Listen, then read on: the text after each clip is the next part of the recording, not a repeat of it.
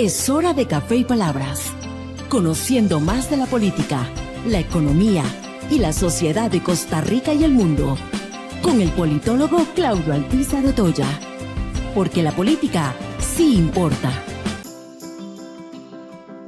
¿Qué tal, amigos y amigas? Muchas gracias por ese compromiso que tiene usted siempre los martes y los jueves con Café y Palabras al ser las 10 de la mañana a través de nuestro canal en YouTube. Un programa que por más de 11 años usted ha disfrutado y esperamos lo siga haciendo en beneficio del conocimiento y de la formación que todos debemos tener en el campo de la política nacional y cuando amerita también de la política internacional.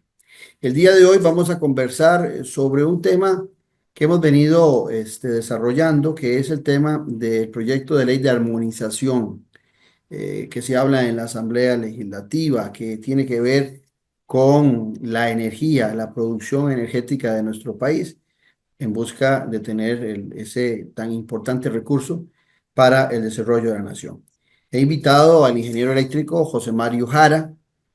José Mario es ingeniero, como les decía, especialista en regulación y política energética, estudioso, investigador, perdón, y además de eso, dirigió en algún momento por 10 años el Comité para Centroamérica y el Caribe de la Comisión Energética Regional, el CIER. Entonces, con vasta experiencia, José Mario nos va a ayudar. José Mario, gracias por tu disponibilidad de estar acá con nosotros en Café y Palabras. Hola, un saludo a todas y a todos los que nos siguen, nos ven y esperemos que esta conversación les ayude para las decisiones y especialmente para que logremos avanzar en aquello que tenemos frenado por mucho tiempo. Estoy seguro de eso, por eso la invitación que te hice al programa. Ya regresamos. En breve volvemos con Café y Palabras, con Claudio Alpizar.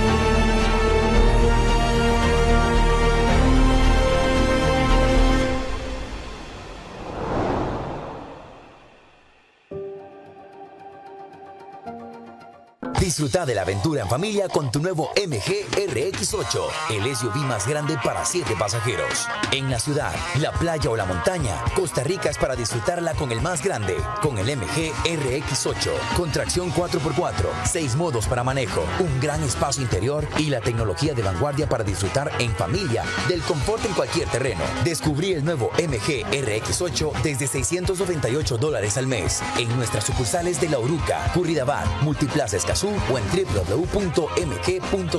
Aplican restricciones. Noche sin tregua. Sea parte de la política con P mayúscula. Todos los domingos al ser las 8 de la noche. Disfrute de las tertulias con el politólogo Claudio Alpizar con los principales actores de la política nacional en nuestro canal de YouTube. Usted tiene un compromiso con la política con P mayúscula en Noche sin tregua.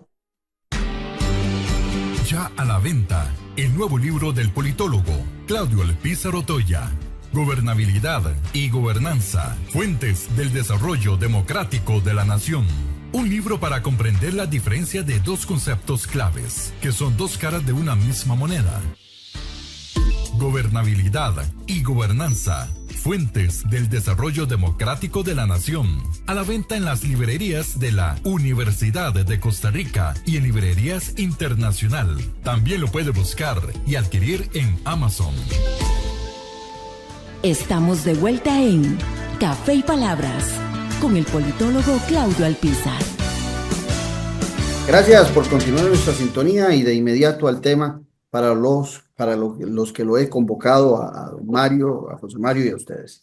José Mario, si tuviéramos que hacer brevemente para hacer una introducción del estado de situación de la energía, de la producción energética de nuestro país y del consumo, ¿cuál sería el análisis que haces? Para mí, y voy a ser muy sincero, en este momento es un desastre.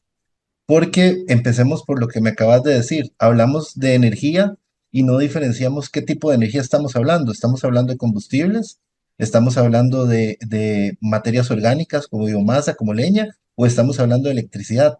¿De qué estamos hablando cuando hablamos de energía? Porque energía es toda la fuerza que necesita un país para sus diferentes labores productivas, desde cocinar, calentar agua, hasta mover la industria. Entonces, ¿con qué tipo de energía nos vamos a mover? ¿Con combustibles, con gases, con líquidos, con energía eléctrica? Es parte de lo que deberíamos poner primero sobre la mesa, ¿verdad? Ahora bien, nosotros nos hemos vendido muy bien a nivel internacional como marca en el sentido de ser amigables con el medio ambiente. Se nos reconoce a nivel internacional. Tal vez a lo interno no hacemos las cosas como nos publicitamos, pero en esa capacidad instalada de generación eléctrica que tenemos en nuestro país, ¿cómo está esa matriz energética? Porque en ocasiones es muy interesante cuando se nos dice Costa Rica este año produjo toda su energía a razón del agua, pero de repente sabemos que tenemos también una flotilla vehicular que consume una cantidad enorme de derivados del petróleo. Entonces, esa capacidad instalada, esa matriz energética, hoy por hoy, ¿cómo está? Vamos a ver y volvemos a poner la perspectiva como debe ser. Lastimosamente, desde la administración de don Carlos Alvarado, por temas que desconozco, el MINAE dejó de publicar realmente los diagramas de consumo energético del país. Entonces, nosotros realmente hoy en día no tenemos una publicación oficial que nos diga consumimos un 70% en combustibles líquidos, un 20% en gases, un 20% en electricidad, aunque los números no cierran, pero doy un ejemplo. Ujú. La realidad del caso es que a nivel mundial y a nivel latinoamericano en específico, normalmente de la producción del 100% de energía que ocupa un país, el 20%, máximo el 30% es eléctrico. De ese 20 o 30% eléctrico, hemos llegado a producir en algún momento un 99%. Por ejemplo, en el año 2020, cuando estábamos en pandemia y el consumo energético se cayó, llegamos a producir casi el 100% con pura energía renovable, pero el consumo eléctrico, no así el energético, ¿verdad? Entonces es un tema que tenemos que tener claro. ¿Qué sucede? Que la necesidad de crecimiento todos los años aumenta. ¿Por qué aumenta? Porque hay más casas, porque hay más industrias, porque hay más vehículos. Y esa necesidad hace que ocupemos más energía, tanto eléctrica como combustibles, como gases. Centrémonos en el caso del sector eléctrico. ¿Qué es lo que ha venido sucediendo? Realmente las inversiones en energía eléctrica en generación no han sido lo suficientemente grandes. El último gran desarrollo que tuvo el país fue Reventazón, inaugurado en el año 2018. Y para darles un dato, más o menos el país ha estado creciendo a un 4%. A un 4% en una demanda de 1.800, estamos hablando que ese proyecto Reventazón alcanzaba para 4, máximo 5 años. Entonces, si estamos hablando que estamos en el 2025 y el último megaproyecto se construyó en el 2018, ya más bien estamos en déficit. Y por eso hemos visto algunos anuncios como de racionamientos el año pasado o alquiler de plantas de combustibles para generar esa energía eléctrica que nos hace falta. De hecho, es interesante porque el último año el ICE publicó concursos o llamó a concursos a actores privados para que invirtieran una cantidad muy, muy grande, más de 1.000 millones de dólares en proyectos para generar energía en los próximos años, ¿verdad? No obstante, eso no cubre la necesidad que requiere el país. José Mario, en este espacio que nos abriste para el tema del racionamiento eléctrico que se planteó hace algunos meses en esta administración y que estábamos como aquel viejo cuento que llueva, llueva, la Virgen de la Cueva, ¿verdad? Estábamos cruzando los dedos para que lloviera y tener la capacidad eh, de energía a razón de la utilización del agua, que es el gran producto, el gran recurso que tenemos nosotros para esa beta de energías limpias. Los datos que yo tengo, los últimos del 23 de mayo de 2023 hacían referencia de que un 63% de nuestras fuentes las utilizamos de energías fósiles. Claro, haciendo la salvedad de que es por la movilidad, por la utilización de automóviles y de mucho transporte público que requiere de esas energías. Prácticamente de las energías fósiles, el 80% es para movilidad en nuestros automóviles, en nuestra flotilla de carros en nuestro país. Pero, ¿cómo se le puede apostar al agua, a esa fuente, ese recurso que ha sido tan importante para nosotros en cuestión de producción energética, dentro del marco de los cambios ambientales que hay en el mundo? Ya nosotros Lo vemos en este año, no podemos pensar que en diciembre va a ser soleado y fresco, de repente llueve, pero también de repente esperamos lluvias en septiembre, en octubre y no llueve. Entonces, desde la perspectiva del politólogo, aquí vos sos el experto, eso nos pone en una situación eh, inhóspita, no sabemos con regularidad, como sí lo sabíamos antes, las épocas lluviosas y las no lluviosas. ¿Cómo podemos nosotros mitigar eso que no tenemos hoy control y qué estamos haciendo? Vos tenés un fondo muy interesante en la pantalla. Este, ¿Qué estamos haciendo además de eso para migrar hacia energías no fósiles en nuestro país? Vamos a ver, don Claudio, el tema es mucho más amplio porque incluso hay una gran discusión con el uso del agua, ya que el agua se necesita para tres procesos que son fundamentales, digamos, en la vida humana. Una es el agua para consumo, el otro es el agua para producir nuestros alimentos y el otro es el agua para todas nuestras actividades comerciales, incluso la eléctrica. Entonces, si usted realmente no establece una hoja de ruta en la que se pueda usar el agua para los tres usos que estoy hablando, va a tener problemas a futuro. De hecho, Costa Rica ya los ha enfrentado. Y le voy a poner un caso. Nosotros embalsamos en Río Macho parte del agua que consume el área metropolitana y esa agua la utiliza la IA precisamente para dar abasto a algunos de sus acueductos. Pero en algún momento ha estado en discusión cuando hay poca agua. ¿Qué hacemos con esa agua? ¿Generamos con energía eléctrica o lo usamos para abastecimiento de agua? Y eso que todavía no hemos entrado en la discusión del riego, porque si necesitamos desarrollar mayores áreas de cultivo, vamos a tener que entrar en esa discusión. Entonces, ¿qué es lo que se está pensando? Lo que se está pensando precisamente es en la necesidad de almacenar el agua para los tres usos de forma compartida. Y tiene que ser un desarrollo realmente consensuado y realmente que cubra las necesidades. Uno de los grandes proyectos que sin duda ha desarrollado Costa Rica fue el embalse Arenal, porque ese embalse precisamente sirve para varias actividades productivas.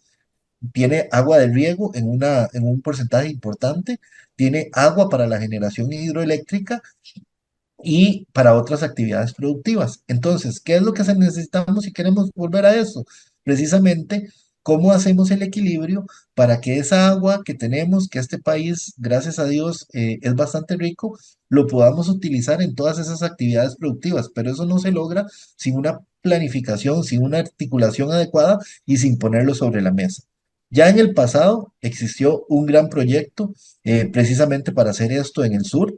De hecho, existe también un gran proyecto para hacer un trasvase de aguas en el Atlántico, traer aguas al Pacífico, proyectos que no han llegado a ningún lugar porque son proyectos que van más allá de los ciclos políticos. Lamentablemente, estos grandes proyectos de infraestructura que le sirven a los países para desarrollar su potencial son proyectos fuera de los ciclos políticos y como son fuera de los ciclos políticos, normalmente pierden el apoyo porque lo empieza un presidente en un año uno y lo terminará un presidente en un año ocho, en un año nueve, en un año diez, ¿verdad?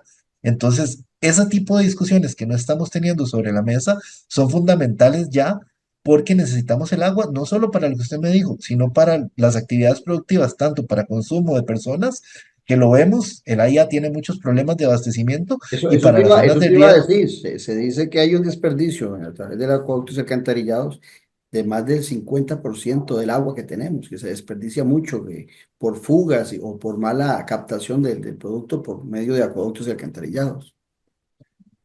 Como le digo, es que el tema no se está trabajando integralmente, porque si lo estuviéramos trabajando integralmente, yo le podría decir que hay países en que incluso utilizan los sistemas de bombeo para generar energía, Ujú. porque se bombea con tal fuerza que esa misma fuerza yo la puedo utilizar para producir energía en las zonas donde estoy consumiendo y con eso incluso le reduciría la factura a la IA para ponerle algunos de los ejemplos de optimización que se puede hacer.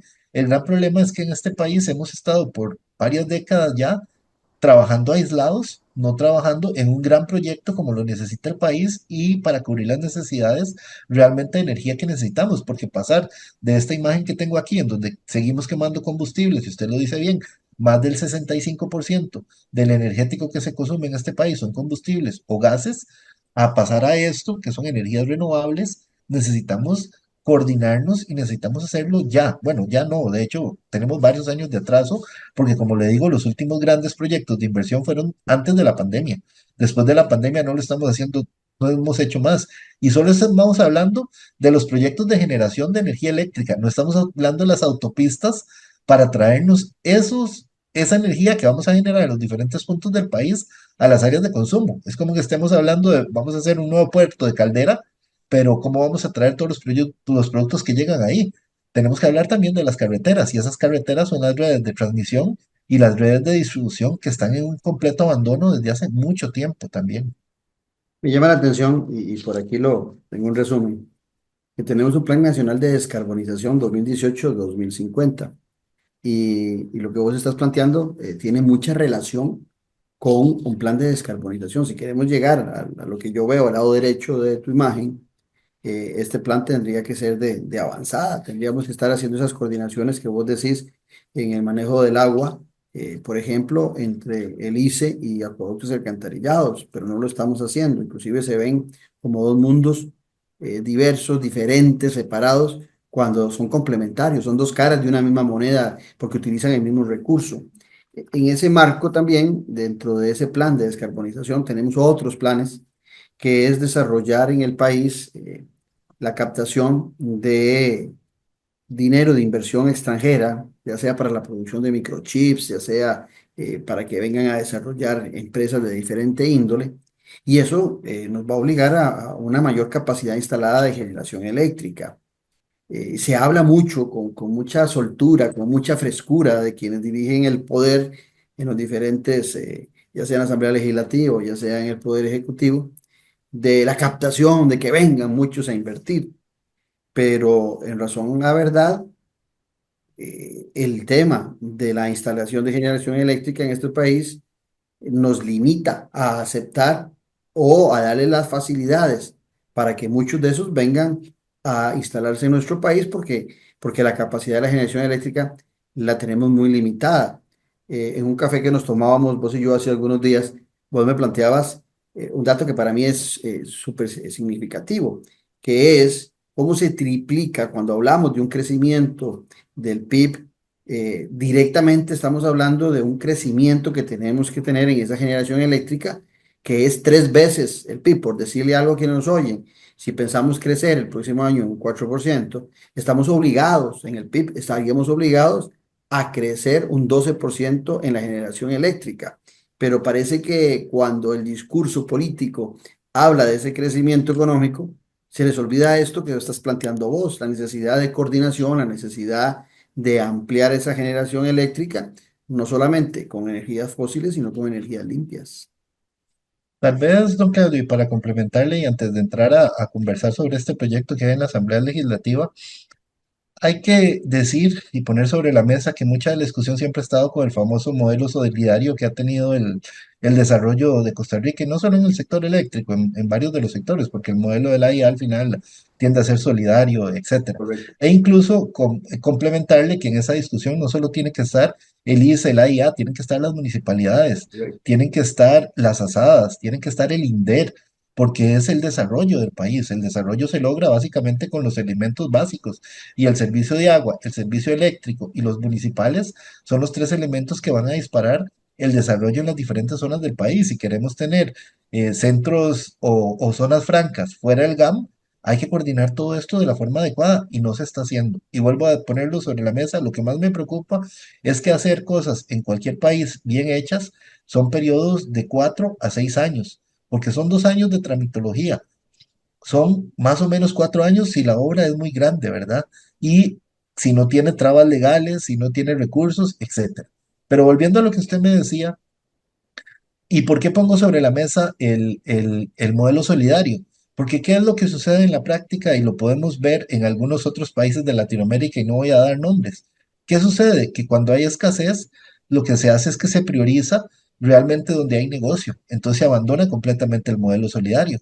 Tenemos países en Latinoamérica, Sudamérica y el Caribe que lo que hacen es que empiezan a determinar cuáles clientes les voy a dar servicio 24 horas y cuáles no.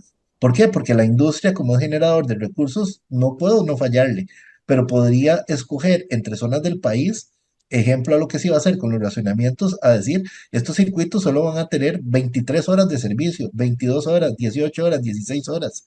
Y como me falta energía, entonces solo se la doy a aquel que considero bueno para efectos de la economía. Pero ahí llega el punto donde el modelo solidario se elimina. Y volvemos a repetir lo que Pero ha pasado varias veces. lo que nos estás diciendo es que tenemos las luces en naranja. De hecho, yo diría que las tenemos en rojo, porque si bien este gobierno probablemente salga bien librado, el no hacer las inversiones que ha habido que hacer en el sector energético desde el año 2018 a la fecha, ya se vuelve insostenible. Ya son 7 años de rezago en donde debieron empezar a entrar los proyectos que se planificaron en esa época. El gran problema es que no tenemos planificación y como bien usted lo decía, existe un plan nacional de descarbonización, pero ¿qué sucedió?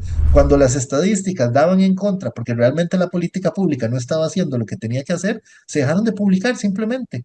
Entonces no tenemos política pública para publicar. Lo único que tenemos son informes como el de la OCDE. De hecho, el informe de la OCDE es muy interesante porque en el 2022 muestra el avance que tiene Costa Rica con su plan de descarbonización y muestra que vamos totalmente en contra, que más bien nos estamos carbonizando, porque la política pública no es coherente con las metas que tenía ese plan. Y tendríamos que hacer una política pública muy agresiva para invertir lo que no se ha hecho durante 6 años. Y no solo es un tema de este gobierno, ya viene arrastrándose, digamos, de 2 administraciones desde que ese plan se planificó. ¿Pero por qué? Es parte de lo que está sobre la mesa, ¿verdad? José Mario, está el plan de expansión de generación 2022-2040. Ese plan de expansión del ICE, del grupo ICE, eh, nos imaginamos, vos lo debes conocer perfectamente, que es un plan donde se planifica el crecimiento. Tengo un dato por aquí que me llama mucho la atención, que para el año 2027 el ICE proyecta una necesidad en la capacidad de instalación eléctrica nacional del orden de los 500 megavatios. Eso representa aproximadamente una inversión de 1.500 millones de dólares. Por aquí viene la pregunta. Es que no es solamente la necesidad que tenemos de la producción de la energía, sino que además el ICE no está en una situación boyante de recursos, ni el Estado costarricense tampoco lo está, como para financiar ese crecimiento que requerimos de capacidad instalada eléctrica nacional. Es la participación, antes de entrar a ver el proyecto de armonización, es la participación privada, o algún otro mecanismo el que nos puede solventar, o en ese plan de expansión de generación 2022-2040 se consideran algunas fuentes de financiamiento. Vamos a ver, en ese plan de expansión se consideran muchas cosas. Para empezar, y una con la que nunca he estado de acuerdo es la proyección de demanda. ¿Por qué? Porque la forma en que se proyecta la demanda es con variables macroeconómicas y no necesariamente considerando la realidad. Entonces, la proyección de demanda tiene varios años de estar bastante errada con lo que sucede en la realidad costarricense. Eh, entonces, ¿qué es lo que se plantea? Lo que se plantea es lo mínimo que debería tenerse para cumplir con las necesidades que tiene el país. Sin embargo, ese plan no pasa a la ejecución real, porque si me estás hablando de esos datos para el año 2027 y te estoy hablando de que necesitas entre 4 y 6 años para construir esos proyectos, ¿por qué no se licitaron el año pasado? Ujú. Ya estás tarde. Incluso, incluso que tuvieras el financiamiento, que la banca multilateral estuviera dispuesto a darle ese financiamiento al ICE, ya esos concursos estamos tarde para hacerlos, ¿verdad? Incluso el ICE para empezar a construirlos, de nuevo tiene que haber licitado. El otro tema que hay por acá es Eso es que autonomía ICE. sí, sí y no, porque el ICE al ser una empresa pública tiene normalmente cuando los créditos suben de cierto valor que tener respaldo estatal.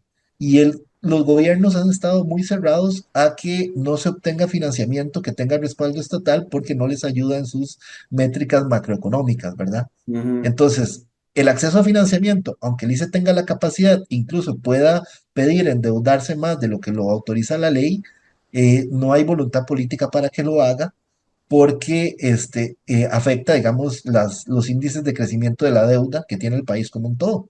Ujú. Entonces, esa posibilidad ha estado limitada bastante tiempo. ¿Qué ha estado buscando el ICE? Hacer alianzas público-privadas para tal efecto, pero volvemos a lo mismo, sin la debida seguridad jurídica de que yo puedo hacer eso, y más que han habido contrastes con algunos otros proyectos que no han llegado a buen término y proyectos pequeños de 20, 50 megas, estamos, digamos, en un ciclo bastante complicado.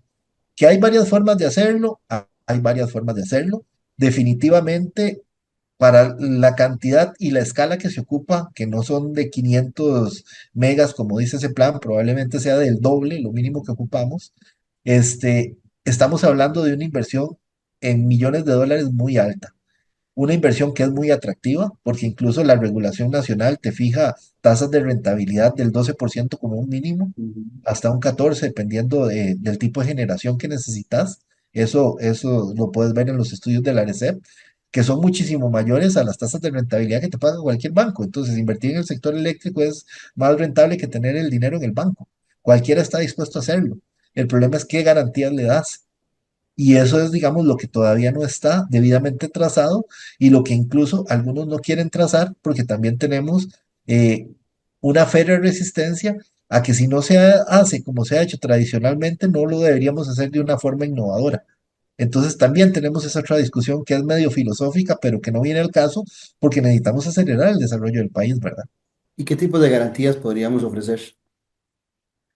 Mira, en realidad en este caso, la garantía más sencilla es el mercado y una concesión de servicio público.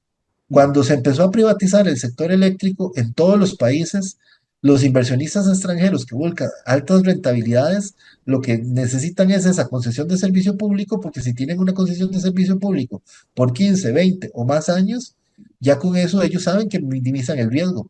Tendrán riesgo en sus primeros años, pero ya después esto se estabiliza y con eso pueden avanzar. Y, Eso es un paso importantísimo. Por eso ha estado mucho sobre la mesa la famosa reforma que deberíamos haber hecho hace mucho tiempo a la ley 7200, que permite este tipo de participaciones de empresa pública, pero no una participación en la 7200 solo y exclusivamente de actores que quieren interactuar con el ICE, porque al final en el país hay 8 empresas eléctricas, incluida el ICE, no solo el ICE. El ICE es la sí, más grande y tiene el 80% del mercado, pero el otro 20% también podría jugar, ¿verdad? ujú. Y hay problemas ideológicos en esa propuesta. Muchísimos, muchísimos. Empecemos por el modelo solidario. Vamos a ver, mi opinión, y esto sí es mi opinión personal.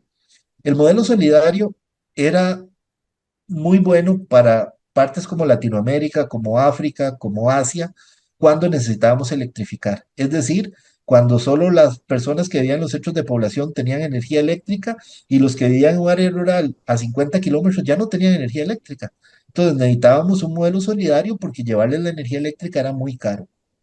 ¿Y cuál fue el modelo solidario que hicimos? Muy simple, el que más consume, más paga. Entonces, si yo consumo 50.000 colones y el vecino de la par, que tiene una casa con piscina, con 3 carros, etcétera, consume 100.000 colones, la electricidad del vecino que consume 100.000 colones es más cara que el que consume 50.000 colones. De hecho, eso hoy nos resta competitividad, y entenderás por qué. Porque un comercio que consume más que una casa paga más porque consume más. Eso ya deja de tener mucho sentido. ¿Por qué deja de tener mucho sentido? Porque nosotros ya tenemos un índice de cobertura del 99,5, 6, dependiendo de dónde vean las estadísticas. Hay solo un 0,4, y ese 0,4 está en zonas protegidas, en zonas que definitivamente no hay acceso, y que incluso llevarles energía es más barato con las nuevas soluciones de tecnología renovable, con solar, con una mini hidro, con una eólica, que conectarlos al sistema nacional. Para eso debería desarrollarse un fondo que funcione como Fonatel, pero llamado Fonelectricidad, como vos querás, y no necesariamente seguir cargándole a las tarifas ese modelo solidario, ¿verdad? Que nos resta competitividad. Interesante. Vamos a ver si te comprendí. El modelo solidario que teníamos, a razón de tener la institución, el ICE, que muchos la apreciamos y la queremos mucho como institución, y es uno de los baluartes de nuestro país, conjuntamente con la Caja Costarricense de Seguro Social y algunas otras empresas. Ese modelo solidario era para ir avanzando, para cubrir todo el territorio nacional y para que todo el mundo tuviera acceso a la electricidad. Y paralelamente, hablemos también de los teléfonos, que siempre también el ICE estuvo en este tema.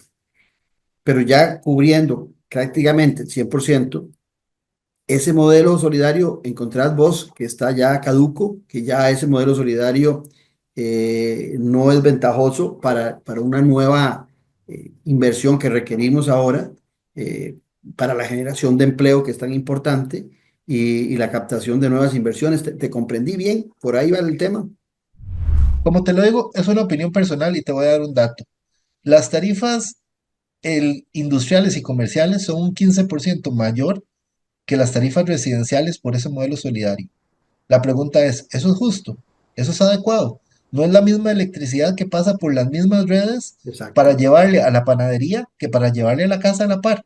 Y esas redes, sea como sea, ya se han pagado en más de un 90% en su generalidad. Entonces, ¿por qué seguimos teniendo una diferencia que le resta competitividad a un sector respecto a otro si ya no estamos construyendo? Como te digo, este gobierno anunció, creo que en el 2023, Y te que iba, interrumpo. después de 6 años, a volver a invertir en redes de distribución rurales, después de 6 años. Durante 6 años, ¿para qué mantuvimos un modelo solidario si no invertimos donde había que invertir? ¿Qué sentido tiene eso quitándole competitividad a un sector respecto a otro? No, y es No que, deberíamos discutir esos temas. no, sí, claro, por supuesto, pero es que me surge la gran inquietud porque vamos a ver, también el modelo solidario debería contemplar la generación de empleo. Y Correcto. cuando estamos hablando de la necesidad de empleos de alta calidad, con buenos salarios, con salarios crecientes en nuestro país, pues ocupamos también que este modelo solidario contemple a esas empresas que generan empleo como parte de la generación de solidaridad a base de generar salarios y empleos en nuestra sociedad. Y por eso te decía la consulta. Ahora bien, José Mario Jara, ingeniero eléctrico, especialista en regulación y política energética. Hay un proyecto de ley en la Asamblea Legislativa que se ha llamado Proyecto de Armonización Eléctrica, Energética. Algunos dicen que ni soluciona los problemas y tampoco armoniza nada. ¿Cuál es el análisis que hace el investigador, el estudioso, quien está al tanto de lo que pasa en el mercado eléctrico costarricense sobre este proyecto de armonización eléctrica? Te voy a ser muy honesto. Este proyecto no tiene sentido así como está. ¿Por qué no tiene sentido así como está? Primero, porque deja muchas puertas abiertas a interpretación que no sabemos si va a ser técnica o política.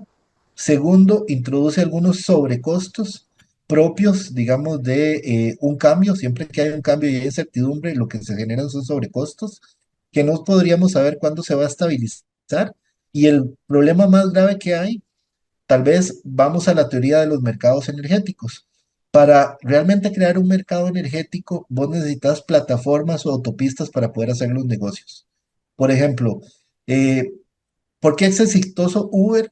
Porque Uber tiene una buena plataforma en donde se pueden sumar diferentes actores e interactuar. Si esa plataforma no existiera, no existiría Uber. Ujú. La plataforma para el sistema eléctrico se llama las redes, transmisión y distribución. Nosotros tenemos un rezago enorme en las redes de transmisión. De hecho, tenemos restricciones en la energía que nos podemos traer de Guanacaste al centro, en la energía que nos podemos traer del Atlántico al centro. Y si no tenemos esas autopistas, por más que queramos seguir instalando generación, que es lo que permite esta ley de armonización, la pregunta es cómo nos vamos a traer esa energía, si incluso para hacer líneas de transmisión entra mucho el tema de expropiaciones. Nadie quiere una gran torre de alta tensión en su patio, es la realidad. Sí. Y hacerlo subterráneo es 3 o 4 veces más caro. Entonces, sin redes de transmisión, no hay mercado. Y estamos hablando de empezar a crear un mercado, Ujú. que ni siquiera estamos definiendo el cómo va a ser ese mercado. Tal vez porque no me he leído la última versión, como le meten 900 mociones y cada vez lo modifican más. La verdad no sé qué va a salir de ahí. No sé si sabemos un tamaño mercado. Y lo otro que ha tenido la caracterización de los mercados es cuáles son las reglas de acceso al mercado, porque el mercado eléctrico siempre ha sido muy protegido y la razón de que haya sido muy protegido es que es una emulación de un mercado. ¿Por qué? Porque trabajas con un bien que no se comporta como ningún otro. Por digamos el caso, digamos, del ciclo del tomate, por poner un ejemplo, para no Ujú. irnos a hablar de rutas como las que se hablan ahora, ¿verdad? Cuando vos producís tomate, vos lo tenés que recolectar. Digamos, puedes tener 5 fincas en que se siembre tomate y lo estás recolectando de ahí. Muy importante que tengas una buena cadena de abastecimiento porque el tomate es un producto perecedero. Correcto. Podrías tener esas cadenas de abastecimiento refrigerada para darle una mayor vida, pero igual te lo tenés que traer a las áreas de consumo y colocarlo y venderlo, ¿verdad? Lo que se está discutiendo en la Asamblea Legislativa es simplemente una vez que el tomate llega al supermercado, pero no están discutiendo ni cómo lo van a transportar y muy poco cómo lo van a producir y muy todavía menos cómo van a dar los permisos para que se produzca. ¿Por qué? Porque yo puedo producir el tomate de una forma muy ambiental y amigable con el ambiente o lo puedo producir con agroquímicos muy intensivos, ¿verdad? Volvemos al punto, la energía eléctrica la podría producir con fuentes carbonizantes o la podría producir con fuentes renovables. Eso, digamos, no se está discutiendo. Si al final nos vamos por un tema de precio, el precio no necesariamente es la mejor forma de producción, porque probablemente con agroquímicos lo voy a producir más barato Correcto. y no lo voy a producir más ambientable con el ambiente Sí. y tampoco me lo voy a traer de la mejor forma. El orgánico sería más caro. El orgánico es más caro. De hecho, había un ministro de Ambiente que decía, nosotros tenemos la matriz renovable que tenemos porque siempre estuvimos dispuestos a pagar más caro. Entonces, el precio de la energía tiene que tener un piso, no puede ser más bajo de lo que ya tenemos, porque si no vamos a tener que recurrir cosas más contaminantes para tener algo más barato. Y eso es parte incluso de la discusión que debería haber. Entonces, entrando en el proyecto, ¿cuál es el problema? El problema es que para poder entrar a un mercado eléctrico vos tenés que tener ciertas reglas. Esas ciertas reglas normalmente es cómo lo vas a regular. Hay extremos en los mercados eléctricos. Está para mí, el mercado del ERCOT, el mercado de Texas, que es un extremo, que lo único que regula es el precio máximo. Usted no me puede vender energía a más de $25,000. Pero ojo el costo, Ujú. $25,000. Y ha llegado. De hecho, este año llegó a $22,000. Es una locura cómo el precio de la energía va a llegar. El kilowatt hora va a llegar a $25,000. Para darte una idea, el promedio de venta en el país es de 0,085 centavos por kilowatt. Mm. O sea, es Pero una no, locura. no existe ninguna proporción entre uno y el otro. No, no, no hay ninguna proporción. ¿Por qué? Porque se supone que en un mercado donde yo solo le pongo tope, la competencia hace que sea más barata. Pero cuando hay distorsiones de mercado, como estas que te estoy diciendo, que hay escasez, y el que está dispuesto a comprar paga lo que sea porque no hay. Ujú. Entonces, existe ese mercado. Los mercados latinoamericanos, por suerte, no son mercados de precio máximo, sino son mercados de costos, en donde yo busco que el que se me instala me declare sus costos, yo se los estoy regulando y él tendrá una banda en donde decir, Hoy fui más eficiente, hoy fui más caro, tuve más fallas, tuve menos fallas", entonces va a andar en una banda. Pero eso, digamos, tampoco se define. ¿Qué es lo que sucede cuando hay cambios? Que yo el riesgo se lo tiro siempre al mercado. Yo no asumo el riesgo, porque yo quiero recuperar más rápidamente mi inversión. Entonces, si tengo una banda, normalmente me voy a ir al tope. Y para darte una idea, la tarifa regulada que tiene, por ejemplo, la RECEP para los proyectos solares va desde los $0,05 por kilowatt en el precio más bajo hasta los casi 200, hasta los casi 0,2 sí, dólares por kilowatt para la energía solar. Es decir, tenés una diferencia de 150 puntos entre uno y otro. Y todo el mundo se tira ¿Quién al más dice, alto. quién dice exactamente, quién dice que se van a tirar al piso? No necesariamente, porque no estás diciendo cómo va a ser ese mecanismo de subastas, cómo va a ser ese mecanismo que vas a entrar. Entonces, cuando se nos habla de que este proyecto de armonización va a bajar los costos, oyéndote, no es tan cierto. Y corremos el riesgo de producir con energías fósiles también para poder tener un buen precio. De hecho no me tenés que creer, los datos están sobre la mesa.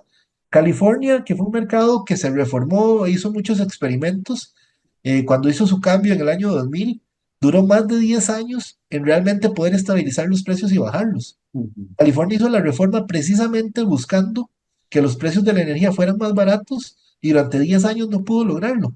Fue hasta el año 10, cuando ya había suficientes actores en el mercado y suficiente mix de generación, que empezaron a reducirse los precios. Y no es un tema de solo el mercado, hay que entenderlo el riesgo. Cualquiera que hace una inversión y esa inversión tiene un alto riesgo al inicio, porque nadie sabe cómo se va a comportar el mercado y cómo se va a comportar y qué tan técnica va a ser la operación, que es una de las dudas que hay y por eso está en la discusión dónde debería estar el operador del mercado. Este, Generalmente todos buscan aumentar su rentabilidad para minimizar el riesgo. Entonces, eso es algo normal de cualquier mercado. Lo ves en el eléctrico, lo ves en el del tomate, lo ves en el mercado que sea. Este, y, y, y ha sucedido en toda Latinoamérica. Y no me voy a ir a California, te voy a dejar el otro ejemplo. Guatemala. Guatemala abrió el mercado en el 2010. ¿Cuándo empezó a ver Guatemala que sus precios empezaron a reducirse? Hasta el 2014. 4 años después. Sí. En esto del operador de mercado, ¿es el Sense? Cuando dijiste el operador de mercado, ¿te referís al Sense? Vamos a ver, nosotros realmente nunca hemos tenido un mercado eléctrico. Lo que tenemos es un sistema eléctrico y lo que hemos tenido es un operador del sistema eléctrico. Correcto. El CENSE, que ahora se llama DOCSE, División de Operación del Sistema Eléctrico, es un operador del sistema eléctrico. Y lo único que hace es optimizar entre los diferentes recursos disponibles qué mix hago para tratar de reducir el térmico. Ese ha sido su rol. Maximizar el recurso renovable para reducir el recurso térmico. El CENSE en realidad no administra contratos, que los contratos todavía vienen a meter una distorsión de mercado más complicada, especialmente cuando hay fallas, porque yo le tengo que vender la energía a un cliente A producida por una planta B a través de un sistema que si incluso tengo una falla, no, al final la energía no va a llegar de este proveedor, sino va a llegar de otro y tengo que hacer esos cierres, en fin. Eso nunca lo ha hecho, digamos, el operador que tenemos. Es parte, digamos, de lo nuevo que hay que implementar, incluso ¿Y con por el qué, nuevo y por actor. qué si no hace eso, si podría quedarse en el ICE? ¿Por qué la intención en la ley de llevárselo, de extirparlo del ICE, de darle una autonomía para agregarle estas otras funciones que vos decís? ¿Por qué no crear una nueva organización y dejar el CENSE como hasta la fecha está dentro del ICE? Porque los poquitos expertos que tenemos en la materia están ahí. Mm. Entonces, aunque los crees, igual vas a tener que crear la capacidad para ese nuevo mercado. Y sea como sea, el ICE, como actor dominante y poseedor del 60% de la generación de este país, va a necesitar también un centro de control interno para hacer eso. Entonces, el tema es, esto siempre es un costo y al final ese costo normalmente se le sube al mercado. ¿Por qué quieren? Pero qué interesante, porque le quitamos los expertos al ICE, se los pasamos a una oficina y le decimos del ICE, ve a ver qué hace usted buscando nuevos expertos. Y también, ¿y cómo va a controlar sus equipos? También le quito la forma en que controla sus equipos hoy. Entonces, al final el sobrecosto va a ser para el ICE y el ICE ¿qué va a hacer? Trasladarle esa tarifa a los usuarios para volver a desarrollar Y las capacidades. ese equipo se lo llevan, o sea, se van los especialistas con todo y equipo. De hecho, es un edificio completo. Y, Esto y el ICE tiene que hacer una nueva inversión. debería, Entonces, debería, correcto. hay un recargo en una institución que requiere recursos, no sé cuántos millones costará eso, pero una institución que requiere recursos para generar energía para los grandes proyectos que vos decís, lo pones a sustituir algo que le quitaron, a invertir otro poco de millones en algo que ya no tiene porque se le pasó o se le dio independencia, autonomía en relación a lo que venía desarrollando dentro del ICE. De hecho, ahí ves una de las señales de sobrecosto. Eso al final va a ser un sobrecosto que alguien va a tener que pagar. Si no es todos los clientes del sector eléctrico, por lo menos van a ser los clientes del ICE. Y cómo regular un mercado donde seguirá siendo, por lo menos al principio, el ICE el gran monstruo de la venta, de la promoción de energía? Cómo regular un mercado donde va a haber uno muy grandote y algunos chiquititos que apenas empiezan a funcionar? Ve, la teoría en realidad es muy sencilla. La teoría lo que te dice es, todos deberían poner ofertas, sean diarias, sean semanales, sean mensuales, de cuál es su costo de energía. y yo voy despachando de acuerdo a ese costo de energía si estoy optimizando para que el mercado sea más barato. El problema es cuando aparezcan Pero ¿quién es contratos. yo? ¿Quién es yo? El operador del sistema. Ok.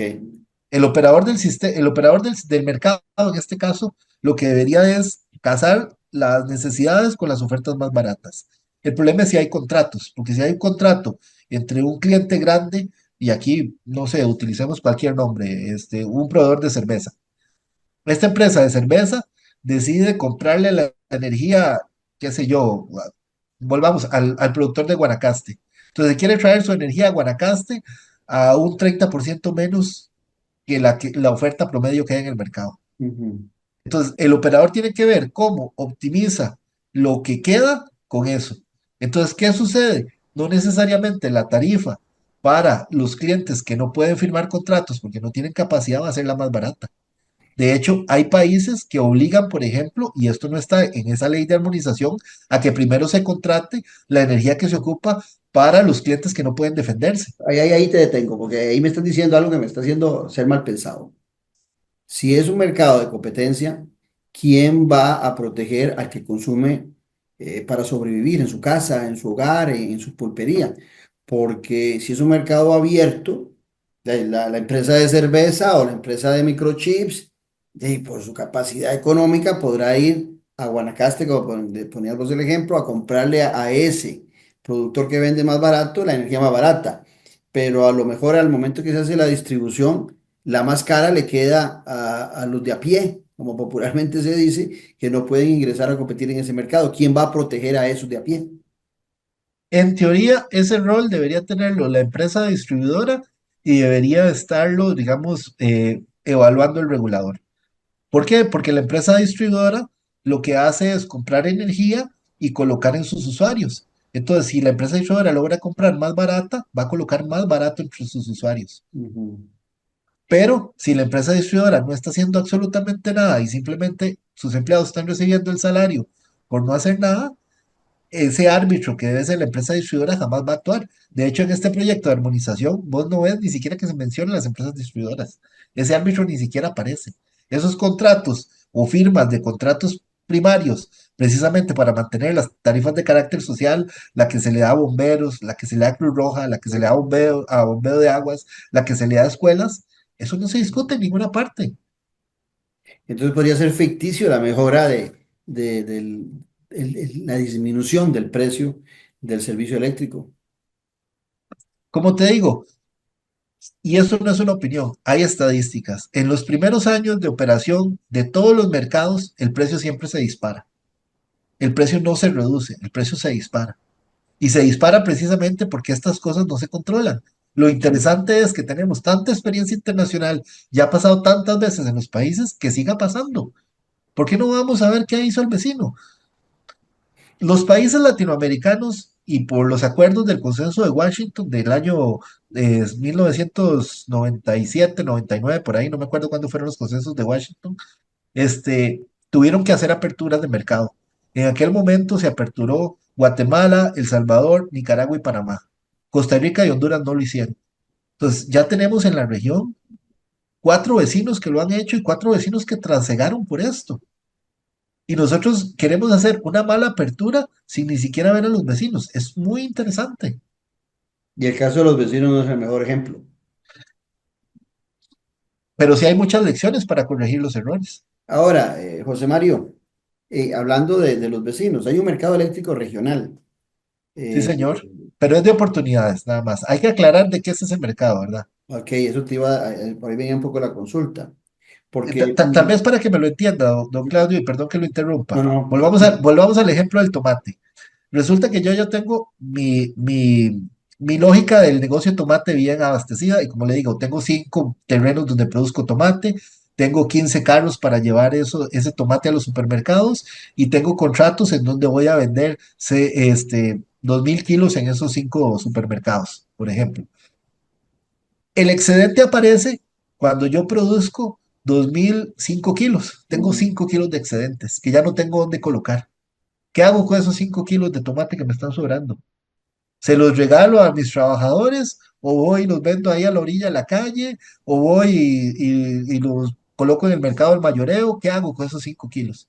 Entonces, el mercado regional es un mercado de excedentes. Cuando está lloviendo mucho en Costa Rica y se está regando el agua en el lago Arenal, se está desbordando, entonces empezamos a vender a Centroamérica. Entonces, ¿cómo la vendemos? Al precio que nos quieran pagar. Ahora, una pregunta de politólogo. Yo siempre que desconozco algo, hablo como politólogo, porque ocupo aprender. Esos excedentes, en el caso de Costa Rica, que a veces se dispara y a veces tenemos necesidad y hay posibilidades de apagonazos, esos excedentes no se pueden reservar, guardar, embodegar. ¿Existe esa posibilidad? ¿O esos excedentes se tienen un periodo de vida muy corto y hay que venderlos porque no hay capacidad de embodegarlos? Hay de todo. Nosotros en el país tenemos de todo tipo de formas de hacerlo. Lastimosamente, solo tenemos un embalse en donde usted puede guardar el agua por un buen periodo, que es Arenal, que es un embalse de regulación semestral. Usted puede jugar con esa energía más o menos 6 meses, puede almacenarla, pero una vez que se llena, sí, lamentablemente ya no tiene más capacidad de hacerlo. Tenemos otros, como los proyectos, por ejemplo, de la zona norte, que son tan pequeñitos que lo que tienen son solo 5 horas de almacenamiento. Entonces, si llovió mucho, de 10 de la mañana a 3 de la tarde, usted pudo almacenar para la noche, pero tiene que dejar pasar o vender el excedente. Entonces, en el país tenemos de todo. Los últimos proyectos, lastimosamente, no han cumplido con lo que se esperaba. Reventazón debió haber sido un envase de regulación por lo menos trimestral y no aguanta ni siquiera un mes, ¿verdad? Y hemos tenido en muchas ocasiones que ir a ese mercado centroamericano a comprar nosotros energía. De hecho, y otra vez, opinión personal, Costa Rica es uno de los que más se beneficia para vender energía ahí, no tanto para comprarla, porque no tenemos planificación. Entonces, cuando vamos a comprar porque la necesidad ya nos está, digamos, ya tenemos el agua al cuello Al cuello. y no necesariamente compramos a los mejores precios, porque podríamos anticiparnos y como es un mercado anual, usted podría planificar en octubre que va a necesitar energía para octubre y firma de una vez el contrato. Un contrato de un año de plazo es un contrato más beneficioso que usted salir a ver mañana en cuánto está la energía y mañana la energía puede estar el doble, el triple o hasta 5 veces el precio que usted pudo haber visto en octubre del año pasado, ¿verdad? De 12 meses, ¿cuántos meses podemos tener excedente energético? Más o menos la mitad, que es, nosotros tenemos 6 meses de verano y 6 meses de invierno. Y si abrimos con el mercado, con este proyecto de armonización, no corremos el riesgo de tener mayor cantidad de excedente. Sí, claro. De hecho a eso le apuestan muchos de los inversionistas, porque por ejemplo, ¿por qué Guatemala fue exitoso? Y te pregunto, te Porque agrego la pregunta antes de que se me olvide. ¿Y están esos inversionistas dispuestos a venderle al mercado centroamericano más barato para quitarse el excedente o van a obligar al ICE a comprar a un precio alto ese excedente y le va a tocar al ICE vender el excedente en Centroamérica más barato? la ley en este momento obliga a Alicia a comprar ese excedente más caro.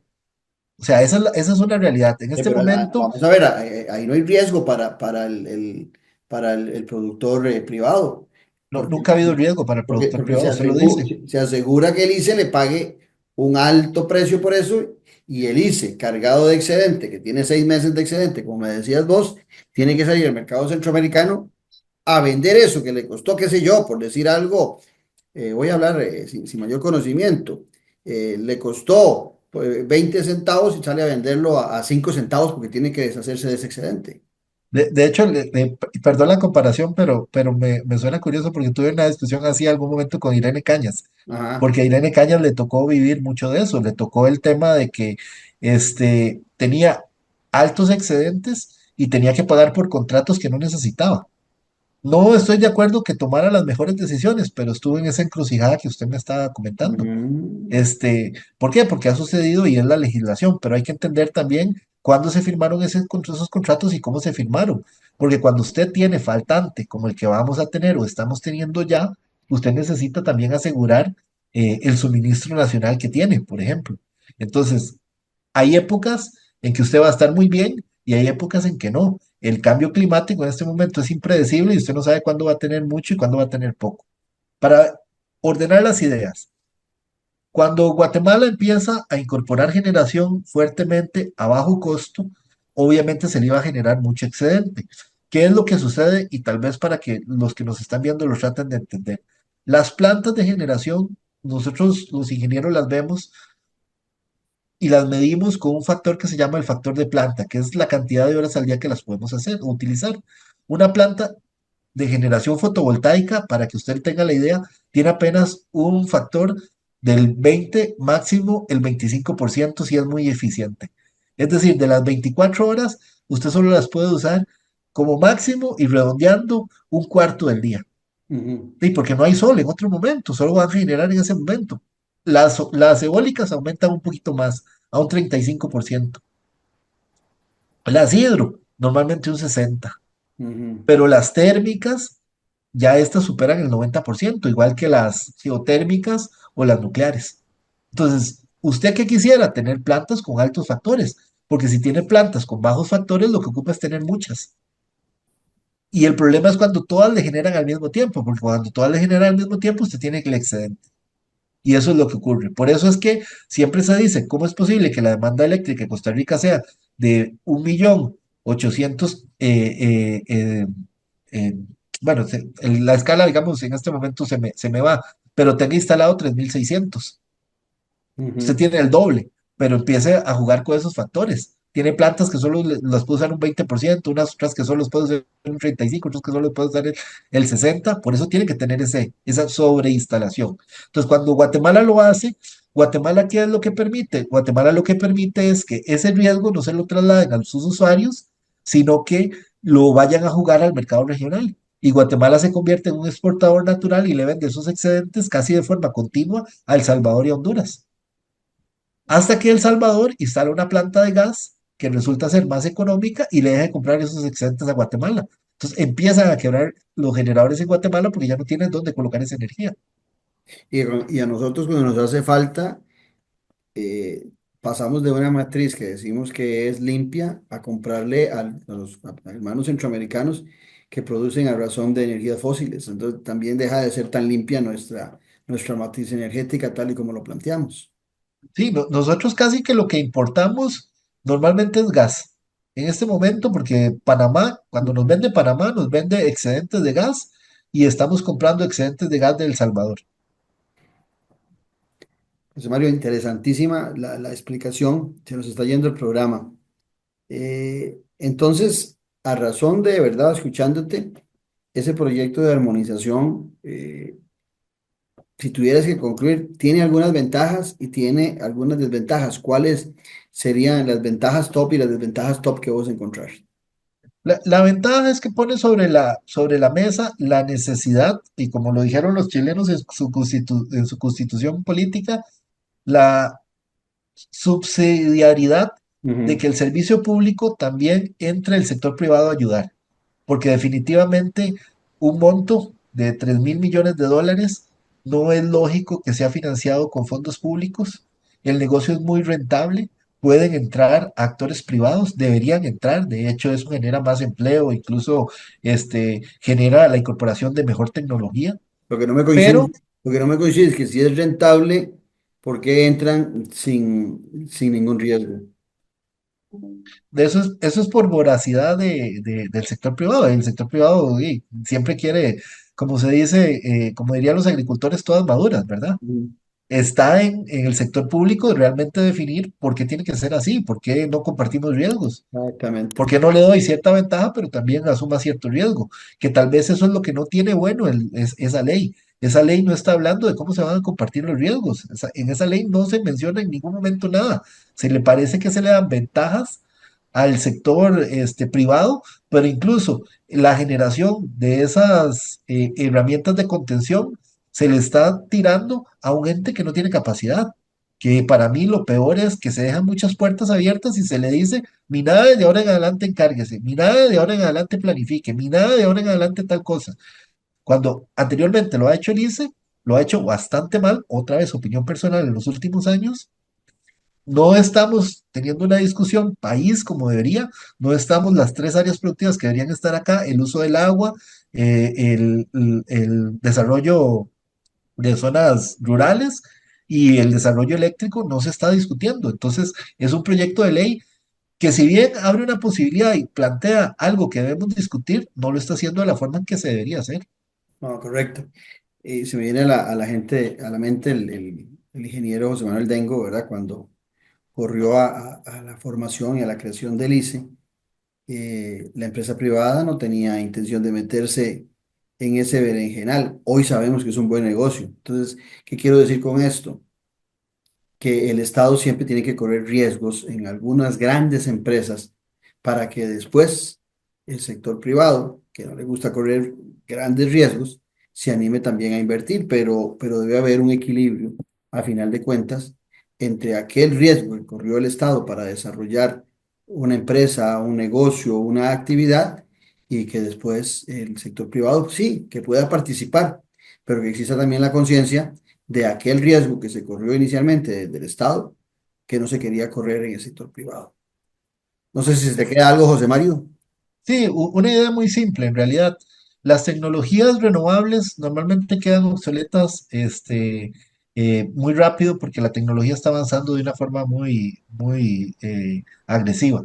Entonces, una forma de hacer esto adecuadamente es, tal vez las tecnologías más consolidadas, la hidráulica, la geotermia, podría seguirse desarrollando desde el Estado. Tiene mucha lógica que se desarrolle desde el Estado. De hecho, son recursos como el agua, el calor del suelo, que son recursos inalienables por parte de los estados, mientras que los recursos tecnológicos y de innovación podríamos dejar que el desarrollo lo haga el sector privado. ¿Por qué Correcto. no? Es una buena idea. Es muy Pero buena. no lo estamos discutiendo, ¿verdad? Sí. Sí, quedan muchas dudas sobre esa ley de armonización, sin duda, después de los programas que hemos hecho al respecto. Muchas gracias a José Mario Jara, pero sobre todo a ustedes por ese compromiso que tienen siempre aquí con Café y Palabras, porque usted, igual que yo, sabe que la política sí importa.